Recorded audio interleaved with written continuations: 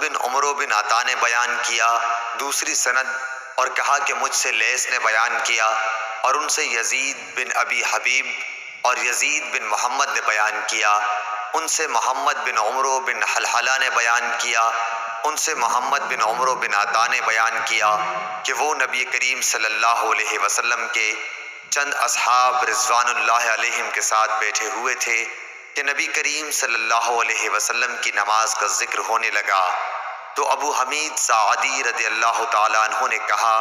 کہ مجھے نبی کریم صلی اللہ علیہ وسلم کی نماز تم سب سے زیادہ یاد ہے۔ میں نے آپ کو دیکھا کہ جب آپ تکبیر کہتے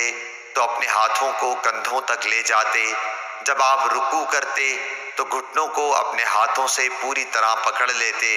اور پیٹھ کو جھکا دیتے، پھر جب رکوع سے سر اٹھاتے تو اس طرح سیدھے کھڑے ہو جاتے کہ تمام جوڑ سیدھے ہو جاتے، جب آپ سجدہ کرتے تو آپ اپنے ہاتھوں کو زمین پر اس طرح رکھتے کہ نہ بالکل پھیلے ہوئے ہوتے اور نہ سمٹے ہوئے، پاؤں کی انگلیوں کے منہ قبلے کی طرف رکھتے، جب آپ صلی اللہ علیہ وسلم 2 رکعتوں کے بعد بیٹھتے تو بائیں پاؤں پر بیٹھتے اور دایاں پاؤں کھڑا رکھتے، اور جب آخری رکعت میں بیٹھتے تو بائیں پاؤں کو آگے کر لیتے اور دائیں کو کھڑا کر دیتے، پھر مقعد پر بیٹھتے۔ لیث نے یزید بن ابی حبیب سے اور یزید بن محمد بن حلحلہ سے سنا، اور محمد بن حلحلہ نے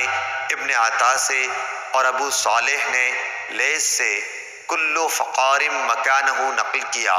اور ابن المبارک نے یحییٰ بن ایوب سے بیان کیا، انہوں نے کہا کہ مجھ سے یزید بن ابی حبیب نے بیان کیا کہ محمد بن عمر بن حلحلہ نے ان سے حدیث میں کلو فقار بیان کیا۔ صحیح بخاری حدیث نمبر 828۔